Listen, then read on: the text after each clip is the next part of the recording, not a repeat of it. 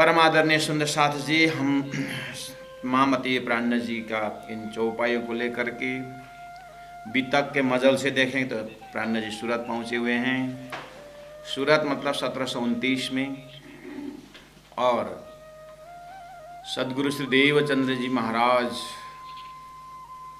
पूरा अपने जीवन में जो उन्होंने साधना से जो प्राप्त की, धनी की जो मेहर, उनकी कृपा को, और वो सारा मामती प्राण जी ने सदगुरु से प्रसाद तो मिली, लेकिन धाम धनी अक्षराधीश सिद्धार्थ जी महाराज ने भी और मामती प्राण जी के ऊपर इंद्रावती आत्मा के ऊपर बख्शिश जो किए, वो प्रसाद बांटते हुए सूरत पहुँचे हुए हैं। तो वहाँ मामती प्राण जी के जीवन में कोई उपनिषदों को लेके आए हैं, कोई भक्ति ओरिएंटेड संतवाणी को लेकर के आए हैं। तो कीर्तन ग्रंथ हर प्रकार से हमें आनंद और कार्य कारण महाकारण सारी की सारी वेदांत सूत्र भी इसी में है, और वेदों की श्रुति इसी में है, और भक्ति परंपरा के संतों के दुहा और उनकी जो भाव को भी समावेश किया गया है। उन्होंने कहा कि या ठौर प्रेम को रस, जब हम परमात्मा की बात करते हैं, जब हमारा हृदय एक आनंद की खोज के लिए निकलता है, तो बिल्कुल प्रेम की ही, परमात्मा प्रेम स्वरूप हैं और उनका धाम प्रेममय है, उनकी लीला प्रेम से ओतप्रोत है। तो कल हम लोगों ने थोड़ा सा विशाल सागर रूप परमात्मा का प्रेम का अनुभव करने के लिए घर के बूंद के जो पानी जो है, घर में जो पानी है, उस पानी के अंदर भी हमें, जब हम साइंटिफिक विजन से जब देखते हैं तो H2O फार्मूला घर के पानी में भी बूंद में है, और नदी में है, और सागर तक है। ऐसे ही हम अपने को, अपने आप को प्रेम स्वरूप कैसे अनुभव करें। जिस दिन हमारे अंदर में अपना प्रेम को जिस दिन दर्शन होता है, फिर तो धरती में ऐसा कोई जगह नहीं रहता है कि हमें हमारे जो है प्रेम को दर्शन करने के लिए कठिनाई। इसीलिए उसका भी थोड़ा बहुत हमने एहसास किया। और आगे कहा 3 नंबर चौपाई, प्रकरण 8 3 नंबर चौपाई, जब आत्मदृष्टि जुड़ी पर आत्म। तो कल थोड़ा सा हमने आत्म शब्द के ऊपर उसको उच्चारण करके, जीवन का सार ही वो आत्म शब्द है जो प्रेम स्वरूप है। एक बार बीरबल को अकबर ने पूछा कि बीरबल, सबसे प्यारा चीज क्या है, और अपने संतति को बोलते हैं कि सब वो प्यारा है। तो अकबर कहता है कि अपने बच्चा सबसे प्यारा है। बीरबल ने कहा, मुझे तो शंका है बादशाह, मुझे लगता है लोग अपने से ज़्यादा प्यार करता है। नहीं, बंदर का उदाहरण लेकर के परीक्षण करने के लिए, क्योंकि बंदर अपने बच्चा को प्राणियों में सबसे ज़्यादा प्यार देने वाला है। तो परीक्षण किया गया, बहुत बड़ा तालाब, और पूरा उसके ऊपर बंदर और उसके बच्चा के साथ बंदरनी को वहाँ पर रखे, और पानी भरता गया भरता गया। कहा जाता है जब पानी का हाइट बढ़ता गया तो बंदरनी बच्चे को अपने सिर पर ले, और बच्चा को बचाने के लिए भरमार कोशिश की। अंत में पानी जो है अपने नाक तक, नाक से ऊपर की वजह से चला गया। तो उसने बच्चा को अंदर रखकर दबा करके स्वयं उस बच्चे के ऊपर खड़ी हो गई। तो उसी वक्त बीरबल ने कहा, देखिए वो क्यों बच्चा को दबाई और उसके ऊपर वो खड़ी हो गई। कहने मतलब वो अपने से ज़्यादा प्यार करती है। तो संसार में संपूर्ण प्राणी जो है अपने से प्यार करता है, अपने से मोहब्बत करता है। ऐसा क्यों? ये आत्मा की आवाज़ है। तो एक बार पूरा सृष्टि को ध्यान में रखें और एक ही साथ जितने भी प्राणी है शरीरधारी, चाहे पानी के अंदर हो, चाहे जमीन के ऊपर हो, चाहे आकाश में, एक ही साथ सबको दर्शन करें और सबके अंदर परमात्मा का उस आत्मा शब्द से सबको एक ही बार देखने की कोशिश करें। तो वही आवाज़ है आत्मा शब्द का। जिन्होंने इस तरह से आत्मा का दर्शन किया, तो यहाँ तक पहुँचने से क्या अब आत्मा का कल्याण हो जाएगा? इतना तक पहुँचे तो ऐसा आत्मदृष्टि वाले, तो मैंने कल भी एक संत का उदाहरण दिया कि रोटी जो कुत्ता नहीं ले गया, तो सज्जन ने बोला ये तो कुत्ता, रोटी खाने दीजिए। संत बोलते हैं मुझे तुम्हारी भाषा समझ में नहीं आई, मुझे देरी हो रहा है, भगवान आकर रोटी लेके गए, उसमें घी नहीं लगा है, तो मुझे घी लगाने के लिए जल्दी जाना है। आत्मदृष्टि जगी, अर्थात सबके अंदर परमात्मा देखो या आत्मा देखो। वेदांत सूत्र उसमें आत्मा देखने की बात कहती है, भक्ति सूत्र उसमें भगवान को देखने की बात करती है, बात एक ही है।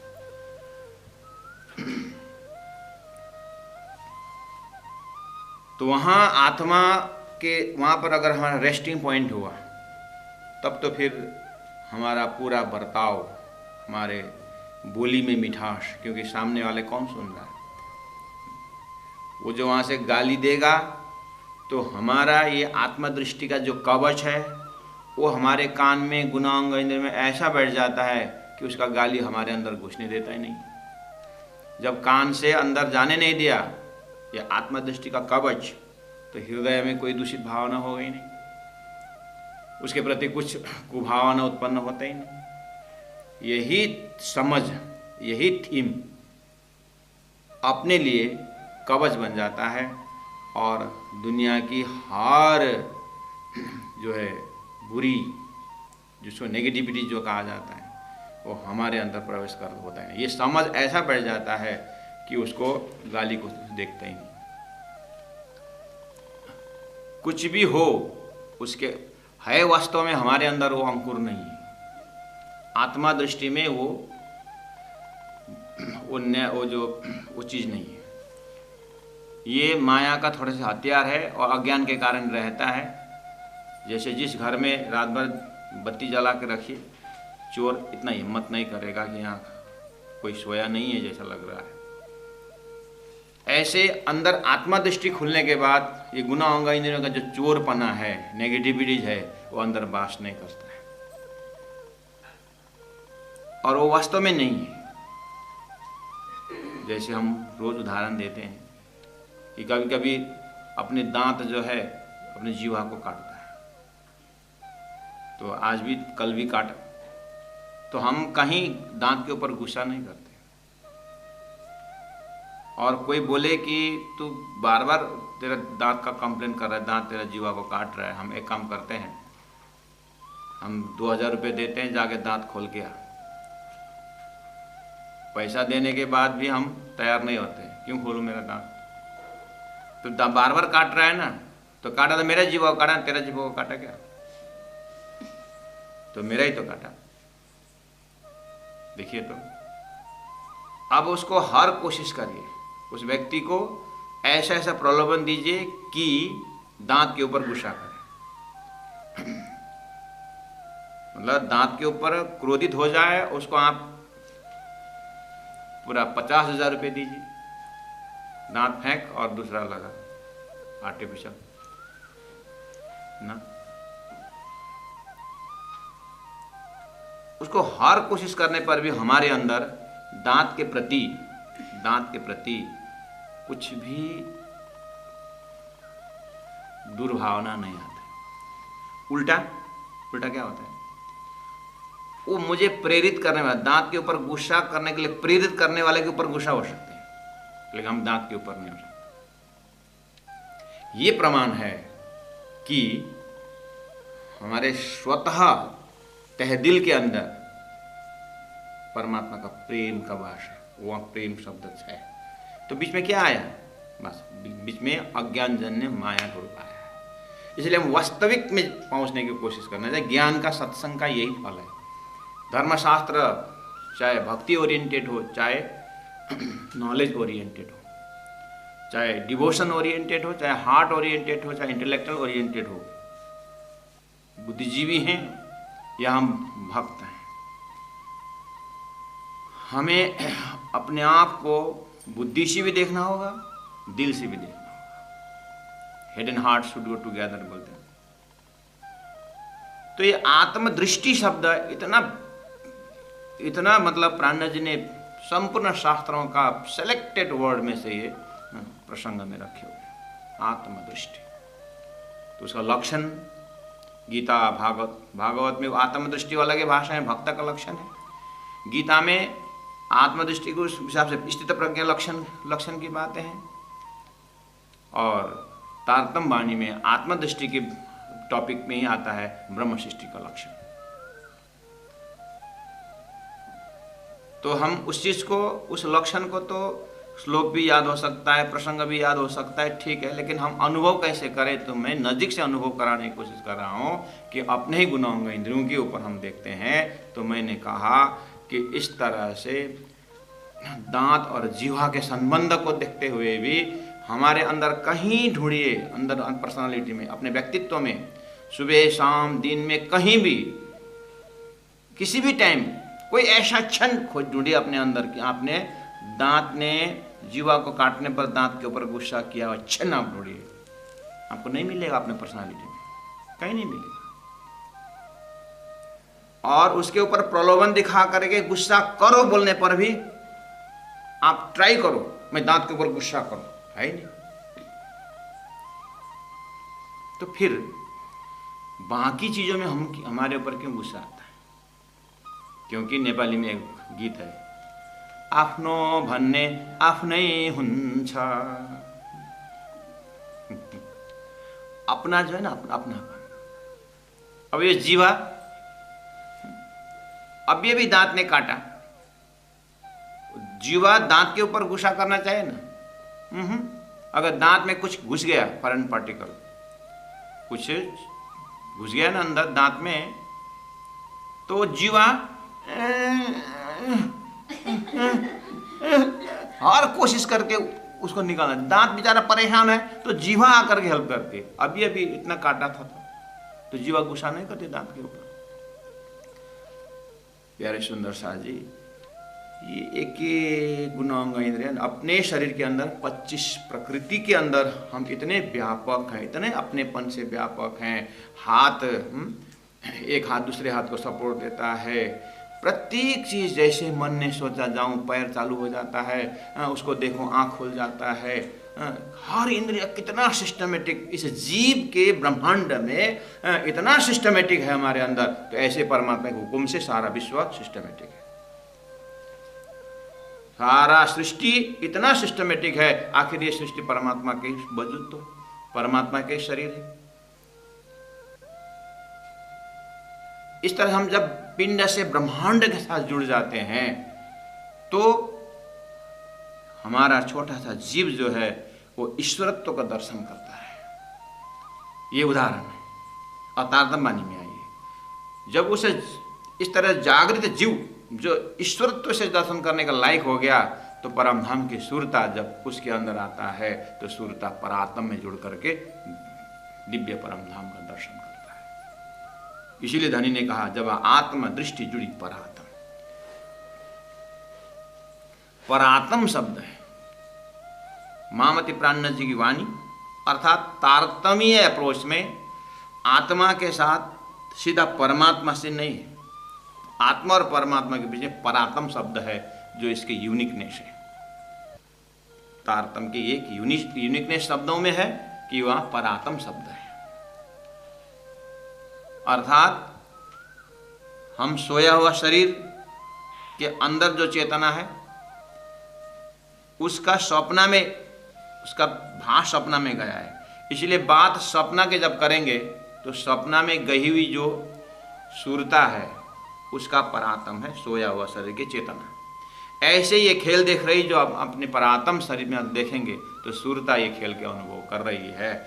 उसी को परमधाम के भाषा से, महाकारण के भाषा से वो आत्मा है। और संसार में जो नाटक है, इसके अंदर जड़ और चेतन है, वो नारायण का रिफ्लेक्शन है, अक्षर ब्रह्म का सपना का चेतना है। वो चेतना जो है जीव होकर के बैठा हुआ है, यानी अज्ञानी होकर के बैठा हुआ है। उसको जब ब्रह्म सृष्टियों के ज्ञान से जब वो दीक्षित और शिक्षित हो जाती है तो ये उत्तम जीव कहलाती है। ये उत्तम जीव को ही फिर क्या बोलेंगे? जीवात्मा। अर्थात वो जीव बना गया, ये भी आत्मा बन गया। और परमधाम के जो भ्रमित राज्य के हुक्म से जो सुरता आई है, वो भी राज्य के हुक्म से परात्मा से आत्मा लेवल में आई है, और जीव लेवल से आत्मा लेवल में गया है। तो स्वप्ना का जीव और परमधाम की सुरता का जो मिलन हो जाता है, तो कहा जब आत्मा दृष्टि जुड़ी परात्मा। इसलिए संसार में आत्मज्ञानी बोलते हैं। आत्मज्ञानी ही पूर्ण विराम नहीं है। आत्मा तक पहुंचने के बाद आत्मा का आगे का खोज रहेगा, मैं कहाँ पर, मैं कहाँ से, मैं आत्मा स्वरूप संसार में देख रहे हूँ तो कहाँ बैठ के देख रहे हो? हम पा रहे हैं बैठे देखे प्रपंच। उस दिव्य परम धाम का जो है ये तारतम्य दृष्टि या तारतम्य विजन से उस परात्म स्वरूप का दर्शन होता है। तब क्या होगा? तब भयो आत्म निवेद। निवेद का अर्थ होता है शांति। निवेद पूरा संपूर्ण समस्या का सॉल्यूशन। तब भयो आत्म निवेद, शांति, आत्मानंद, आत्मा शांति। अर्थात परात्म में जैसे खड़े हो जाएंगे, तब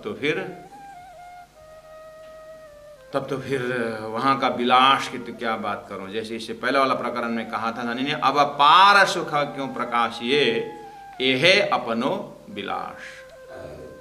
वो जो पार सुख परम धाम ब्रह्मानंद प्रत्येक अंग अंग में, तो वो सुख तारतम्य ने वो सुख यहीं ले करके दिया।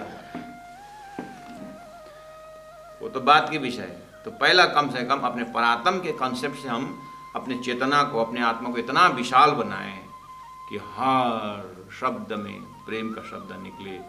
जेने दर्शने नेत्र ठरे, अने वचन कहे ठरे अंग। धनी ने कहा कि जिसको देखने से उसके आंख में भी प्रेम का दर्शन, उसके कान में भी प्रेम का दर्शन, इस तरह से ऐसे अवस्था प्राप्त करने वाले संत संसार में हुए। लेकिन महामति प्राण जी कहते हैं ये सबको होता है, लेकिन तारतम सबको होता है। मतलब जो इस तरह से साधना में निकलते हैं, आत्मज्ञान में, आत्म तत्व में पहुंचते हैं, उनको सब ये अनुभूति होती है।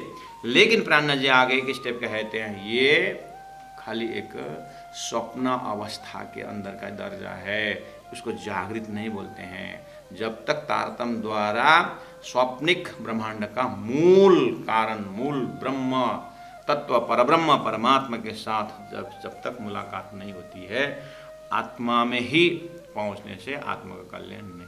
हाँ, आत्मदशा हो जाता है, लेकिन उसके उनके लिए मोक्ष शब्द भी मजा नहीं आता है। उसका मोक्ष मिल गया ऐसा भी नहीं होता है। कोई बंधन में हो तो उसको मुक्त है, वो मुक्त ही मुक्त है, बस उसका प्रेम का दर्शन हो जाए। तब भयो आत्म निवेद, या विद लोक लखे नहीं कोई। प्राण जी ने कहा ये तो तरीका है, ईशक लगाए पिया सौ पूरा, अबला हो है निशा, वो तो है। और जाए पहचान भाई पार ब्रह्म, तो नीचा कर्म के निकट नहीं जाएगा वो, ऐसा तो है। और आत्म दृष्टि जब परात्म से जुड़ जाती है तो आत्म शांति हो जाती है, वो तो ठीक है, बता दिया। लेकिन या विद, ये तरीका या विद, ये प्रकार जो है, लोक लखे नहीं कोई, लोगों को ये पता ही नहीं है, लोगों को पता ही नहीं। या विद लोक लखे नहीं कोई, ये तरीका को कोई पहचान ही नहीं। क्या प्रमाण है? नहीं पहचाने, किसी को भी नहीं पहचाने नहीं बोल रहा हूं, प्राण जी कहना है, किसी को भी पहचाने नहीं बोल रहा हूं। तो पहचाने हैं लेकिन परखत नहीं परखा। जो पहचान वो नहीं पहचाने। क्यों?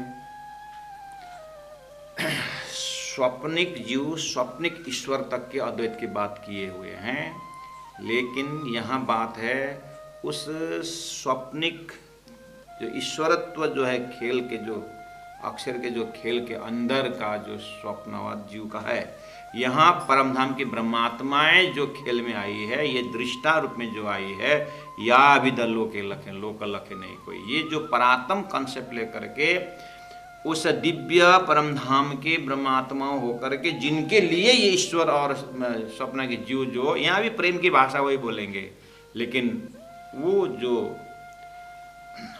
असली, जिसको परात्म स्वरूप की जो बात है, ये किसी को पता नहीं। या अभी तो लोक लखे नहीं कोई भागवंती जाने भेद, कोई भाग्यशाली आत्मा ही जानती है। तो भाग्यशाली आत्मा कौन है? जिनके लिए खेल बना है। कहने का मतलब यहाँ पर हमारे ये गोविंद व्यास अभी मेन यहाँ पर जिनके विषय से, जिनके माध्यम से ये आया हुआ है प्रसंग, तो इनको भी संपूर्ण शास्त्र अध्ययन करने के बाद बात यही शब्दावली सेम है। यहाँ भी प्रेम की बातें हो रही हैं, हम भी प्रेम की बातें कर रहे थे, लेकिन बिंब प्रतिबिंब में अलग नहीं कर पा रहे हैं। इसीलिए उनका, गोविंद व्यास का कहना है कि हम ये वो हमारे मतलब वो जो वल्लभ संप्रदाय या अन्य जो जितने भी संप्रदाय हैं, भक्ति संप्रदाय वाले, उनको तो प्रेम की भाषा बोलते हैं, वो प्रेम की बातें करते हैं, परमात्मा से अद्वैत होने की बातें करते हैं, प्रेम लीला की बातें करते हैं। जैसे हम आपके मुखारबिंद से हम रासलीला सुन रहे हैं, ब्रजलीला सुन रहे हैं, तो ऐसे उनका भी है। तो लेकिन वो जो बिंब और प्रतिबिंब की जो बात है, वो उनके दिमाग में किसी ने बताया नहीं जैसा लगता है, क्योंकि मैं भी उसी रास्ता से होकर आ रहा हूँ। इस तरह से वो नहीं समझ पा रहे हैं। तो हम वहाँ जाके माइकिंग करें, बड़ा फंक्शन बनाए और सबको जना दें, क्योंकि वो बस पहुँच ही गए। तो ब्रज अखंड बोलते हैं, लेकिन अब यहीं रास अखंड हो रहा है बोलते हैं, तो यहीं दिव्य दिशा चाहिए बोल रहे हैं, लेकिन वो अखंड अक्षर ब्रह्म के एरिया का जो अखंड रास खिलाया गया है, वो जो किस उद्देश्य से, ये पता नहीं है। तो माइकिंग करें एक बार, सबको पता चल जाए। तो प्राण जी बोलते हाँ हाँ हाँ गोविंद व्यास, तेरी भाव तो बहुत अच्छा है, लेकिन ये कोई भागवंती जाने भेद, ये भेद जो है ना, वो कोई भाग्यशाली जीव ही जानता है। अभी समय नहीं हुआ है, अभी तारतम्य तो श्री ब्रह्म सृष्टि के लिए ये प्रयास चल रहा है। कोई ब्रह्म सृष्टि भाग्यशाली, कोई ब्रह्म सृष्टि भाग्यशाली है ही। मेरा कहना है कोई भागवंती जाने ये भेद, मतलब हम ऐसा सूचन दे रहे हैं कि ये एक मार्ग है कोई भाग्यशाली बनने के लिए। कम से कम इतना प्रलोभन शब्द होके हम भाग्यशाली में एक नंबर होएंगे करके कोई आए, इसीलिए प्रलोभन दिखा रहे हैं। एक टीचर ने स्टूडेंट को बोले, बच्चे लोग, अगर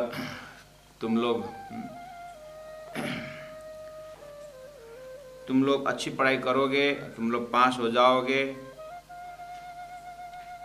तो मुझे हंसते हुए देख पाओगे, तो मैं हंसूंगा।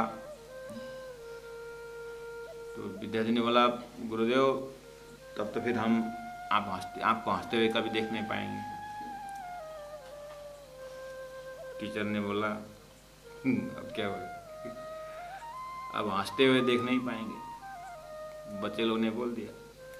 टीचर बोलते हैं, देखो भाई, मैं तो तब भी हंस रहा था, अभी भी हंस रहा हूँ, और बाद में भी हंसूंगा। मेरा तो ये प्रलोभन था कि तुम पास हो जाओगे, लेकिन तुमने तो नहीं पास होने का कसम खा के बैठे हो। कोई भागवंती जाने भेद, मेरा कहने का मतलब है कि कोई भागवंती होने के लिए आगे आ जाए, भागवंती होने ही नहीं चाहते, कसम खा के बैठे हैं माया के जीव होकर के। तो इसका मतलब संकेत ये आया है कि कुरान में मोहम्मद बोलते हैं कि ये जो मैंने 10वीं 11वीं 12वीं सदी मेरे जाने के बाद एक विचित्र ज्ञान आने वाली जो मैं संकेत बोल रहा हूँ ना, ये वही मोमिन ही समझेंगे। तो तत्कालीन लोगों ने बोले तो 1000 साल बाद उसमें हम नहीं रहेंगे। नहीं, तुम भी साधना करते रहोगे, जो मैंने रास्ता बताया हूँ, नमाज करते रहोगे तो तुम भी वापस हो जाओगे। मैं तो आऊँगा ही, मैं भी रहूँगा उस समय, लेकिन मेरे जाने का 1000 साल बाद। बाइबल में ईसा ने कहा कि I will come again to search my lost ship, मेरा खोया हुआ भेड़ को मैं ढूंढने आऊँगा। इसका मतलब इस धरती सृष्टि जो बनी हुई, इसमें एक फाइनल कॉन्सेप्ट आना बाकी है, जो अक्षरातीत परब्रह्म परमात्मा ब्रह्मात्माओं की सूरता की बात यहाँ हो रही है। नाटक तो तैयार है, और उसको जैसे हम नाटक और रेसल होता है, उसके मैंने शुरू में उदाहरण दिया था कि वीआईपी आते हैं उसके लिए, इसी तरह यह एक भागवंती जन ब्रह्मात्माओं के लिए संकेत कर दिया। आगे 4 नंबर चौपाई में कहते हैं, जब वैष्णव अंग किए री अप्रश। सुंदर साथ जी, ये जो 8वां प्रकरण जो चल रहा है, इसमें ज़्यादा मेहनत पड़ेगा, क्योंकि ये अब 8 नंबर प्रकरण से 14 नंबर प्रकरण तक, अर्थात 7 प्रकरण एक ही भूमिका में जाना है। तो ये पहला वाला प्रकरण में सभी प्रकरणों का शब्दों जो आने वाला है उसको यहीं पर व्याख्या करना होता है, इसलिए थोड़ा समय लग सकता है।